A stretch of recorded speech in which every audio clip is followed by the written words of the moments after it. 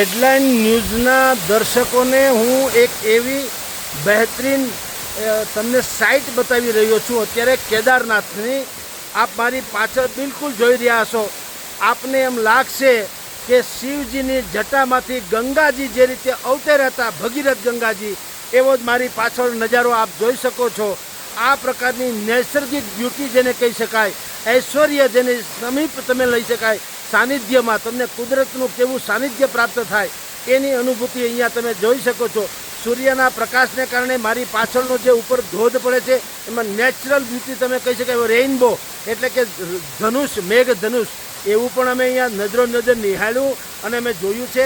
આપ સર્વે દર્શકોને જે હેડલાઇન ન્યૂઝના દર્શકો છે એને હું આમ જ માનું છું કે ઈશ્વરની તમારી ઉપરની કરુણા, પ્રેમ, સ્નેહ, હેત અને બરકત એ આ ધોધની જેમ અવિરત અને કુદરતની જેમ પડતો રહે, વરસતો રહે અને સદાય આપ સર્વે જે છે એ આનંદ મંગળ કરીને આ ધોધમાં જેમ બધા લોકો પરિતૃપ્ત થાય એમ તમારી તમામ મનોકામના પરિતૃપ્ત થાય, એના માટે થઈને હું હેડલાઇન ન્યૂઝના ગ્રુપ એડિટર જગદીશ મહેતા તરીકે આપ સર્વે ભાઈઓ બહેનોને શુભકામના પાઠવું છું। અમારે અહીંયા જે પ્રવાસે અમે નીકળ્યા છીએ, અમારા ઓનર ગિરીશભાઈ સોલંકી અમારી સાથે છે, એનો આખો પરિવાર એની સાથે છે અને જેને આપણે ઓળખની કાંઈ જરૂર વિશેષણ વાપરવાની પણ જરૂર નથી એવા સ્વેજલભાઈ વ્યાસ, જેણે કેદારનાથ મંદિર જે છે એ સહિતના તમામ દેવાલયોને જે પુષ્પથી શૃંગારિત કરવામાં વર્લ્ડ રેકોર્ડ કહી શકાય એ ટાઈપનું એનું કામ છે। એ ભાઈ અત્યારે અમારો આ વિડીયો શૂટિંગ કરી રહ્યા છે અને આપ સર્વે દર્શકો સમક્ષ આ બધી જ વાતો પહોંચાડી રહ્યા છે। હું આપ સર્વે દર્શકોને